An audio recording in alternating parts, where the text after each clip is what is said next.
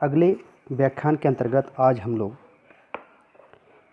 Semester 3 के micro economics के एक महत्वपूर्ण अध्याय लगान एवं लगान के निर्धारण के सिद्धांत के अंतर्गत रिकार्डो के लगान सिद्धांत के बारे में विस्तृत चर्चा करेंगे।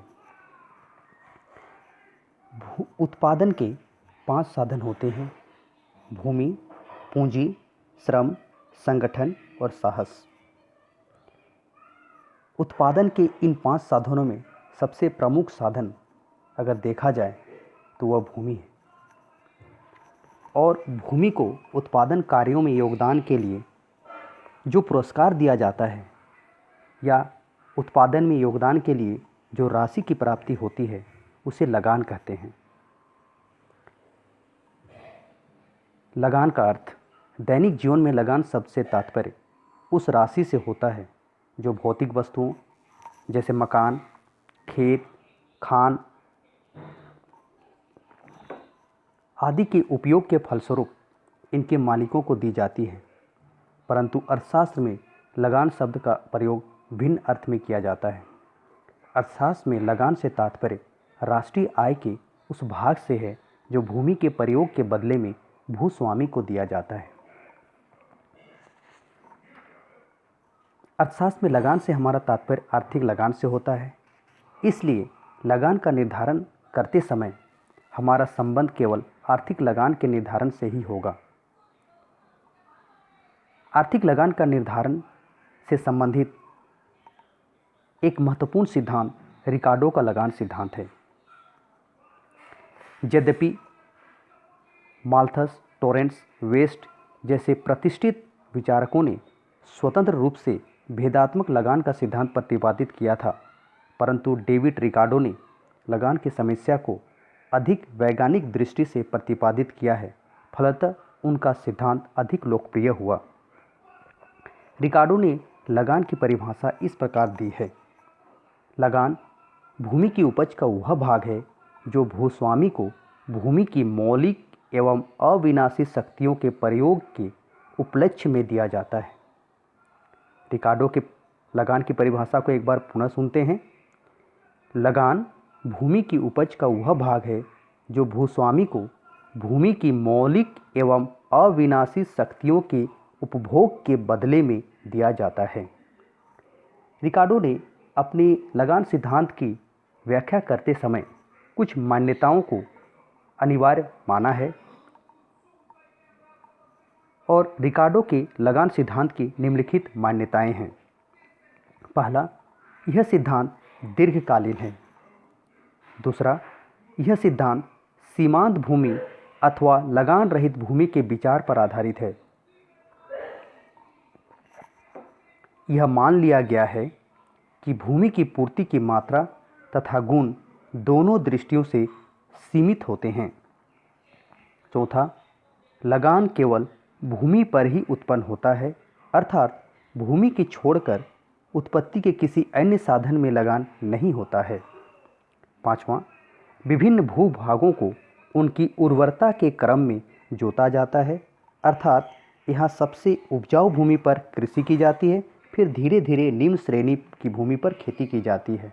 इसको फिर से एक बार समझते हैं। सर्वप्रथम वैसी भूमि पर खेती की जाती है जो सर्वाधिक उपजाऊ होता है और तत्पश्चात अगर और आवश्यकता पड़े तो उससे कम श्रेणी की अर्थात निम्न श्रेणी की भूमि की ओर खेती करने के लिए हम लोग अग्रसर होते हैं। छठा, लगान उत्पन्न होने के कारण भूमि की उर्वरता तथा स्थिति में भिन्नता है। सातवां, यह सिद्धांत इस मान्यता पर आधारित है कि कृषि पर उत्पत्ति ह्रास नियम लागू होता है और जनसंख्या के बढ़ने की प्रवृत्ति पाई जाती है। अब हम लोग रिकार्डो के लगान सिद्धांत की व्याख्या के बारे में जानकारी प्राप्त करेंगे। रिकार्डो के अनुसार लगान केवल भूमि साधन को ही प्राप्त होता है क्योंकि भूमि की कुछ विशिष्ट विशेषताएं होती हैं और यह अन्य साधनों में नहीं दिखाई पड़ती है। भूमि की ये विशेषताएं निम्न प्रकार हैं। पहला, भूमि प्रकृति का निःशुल्क उपहार है, अर्थात भूमि को प्राप्त करने के लिए समाज को कोई लागत नहीं लगानी पड़ती है। दूसरा, भूमि की पूर्ति सीमित होती है और समाज की दृष्टि से अर्थात भूमि की मांग के अनुरूप उसकी पूर्ति को घटाया बढ़ाया नहीं जा सकता है। भूमि में सीमितता या कृपणता का गुण होने के कारण ही लगान पैदा होता है। रिकार्डो से पूर्व प्रकृतिवादियों का लगान के संबंध में यह मत था कि लगान प्रकृति की उदारता तथा सहयोग का परिणाम है, किंतु रिकार्डो के अनुसार लगान प्रकृति की उदारता के कारण नहीं बल्कि प्रकृति की कृपणता या सीमितता के कारण होता है। रिकार्डो के विचार में लगान एक भेदात्मक बचत है अर्थात डिफरेंशियल सरप्लस है। इसको हम लोग इस तरह से समझ सकते हैं कि उपजाऊ भूमि और एक निम्न भूमि दोनों में उत्पादकता में अंतर होगी, तो उपजाऊ भूमि अधिक उत्पादन देगा और निम्न भूमि कम उत्पादन देगा, तो दोनों के बीच उत्पादकता में जो अंतर है उसे हम लोग भेदात्मक बचत कह सकते हैं। रिकार्डो का कहना था कि लगान विभिन्न प्रकार की भूमियों की उर्वरता में पाए जाने वाले अंतर का परिणाम है और इस प्रकार लगान एक भेदात्मक अतिरिक्त या बचत है। रिकार्डो के लगान सिद्धांत की व्याख्या दो शीर्षकों में की जाती है, एक विस्तृत कृषि में लगान और दूसरा गहन कृषि में लगान। विस्तृत कृषि के अंतर्गत लगान प्राचीन काल में भूमि की अपरिमित मात्रा में उपलब्ध होने के कारण अर्थात अत्यधिक मात्रा में उपलब्ध होने के कारण सर्वप्रथम व्यक्ति अपनी इच्छानुसार भूमि के उपजाऊ भूमि को प्रयोग में लाता है और इसके पश्चात जैसे जैसे जनसंख्या बढ़ती है और लोगों की भूमि की मांग भी बढ़ती जाती है, अच्छी भूमि की मात्रा सीमित होने के कारण हम लोग घटिया भूमि की ओर खेती करने लगते हैं। इस प्रकार इन दोनों प्रकार की भूमि पर पूंजी और श्रम की समान इकाइयों के प्रयोग करने पर भी कम उपजाऊ भूमि की उपज अधिक उपजाऊ भूमि की अपेक्षा कम होगी। इसको ऐसा भी समझ सकते हैं कि जब हम लोग एक उपजाऊ भूमि और एक निम्न उपजाऊ भूमि में कृषि का कार्य करते हैं और दोनों में समान श्रम और पूंजी की मात्रा लगाते हैं तो उपजाऊ भूमि अधिक उत्पादन देगा और इस तरह लगान बढ़िया तथा घटिया भूमि की उपज के अंतर के बराबर होगा। अतः लगान एक प्रकार की भेदात्मक बचत है।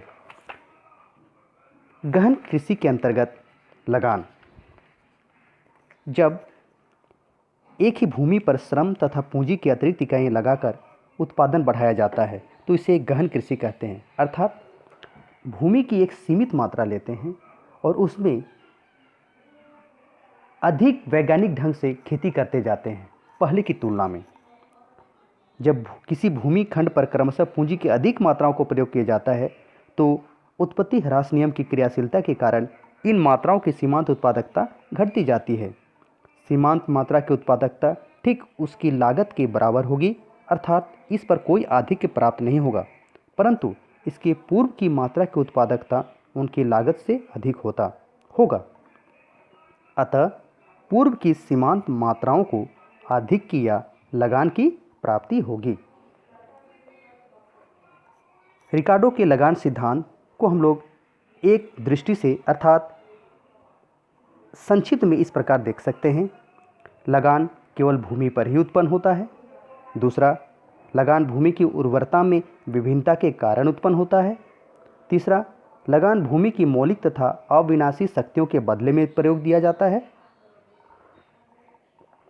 चौथा, भूमि की पूर्ति तथा उर्वरा शक्ति सीमित होने तथा जनसंख्या में वृद्धि होने से खाद्यान्नों की मांग में वृद्धि होने के कारण घटिया भूमि को भी काम में लाना पड़ता है। अतः उत्पत्ति ह्रास नियम की क्रियाशीलता के कारण गहन कृषि की जाती है, जिसके कारण सीमांत इकाई के पूर्व की प्रत्येक इकाई पर अतिरिक्त प्राप्त होता है। यही लगान की उत्पत्ति का कारण है। पाँचवां, लगान सीमांत तथा अधिसीमांत भूमि का अंतर है। छठा, रिकार्डो के मतानुसार लगान उत्पादन लागत के ऊपर एक अतिरेक है, इसलिए यह उत्पादन लागत का भाग नहीं होता है, अर्थात लगान वस्तु की कीमत में सम्मिलित नहीं होता है। सातवां, रिकार्डो के अनुसार कृषि उपज की कीमत सीमांत भूमि की न्यूनतम औसत लागत के बराबर होती है। चूँकि सीमांत भूमि लगान रहित भूमि रहती है, इससे स्पष्ट है कि लगान कीमत को निर्धारित नहीं करता है बल्कि स्वयं कीमत द्वारा निर्धारित होता है। 8वां, रिकार्डो के अनुसार लगान एक अनुपार्जित आय है क्योंकि इसके लिए भूस्वामी को कोई प्रयत्न नहीं करना पड़ता है। रिकार्डो ने सर्वप्रथम लगान निर्धारण करने के लिए एक सिद्धांत दिया और उनका सिद्धांत अर्थशास्त्र के अन्य सिद्धांतों के लिए आधार बन गया। फिर भी उनके सिद्धांत में कुछ कमियां थी और उनके बाद के आधुनिक अर्थशास्त्रियों ने रिकार्डो के लगान सिद्धांत की आलोचनाएं भी की हैं। फिर भी इन आलोचनाओं के बावजूद भी रिकार्डो का लगान सिद्धांत लगान का एक महत्वपूर्ण सिद्धांत माना जाता है।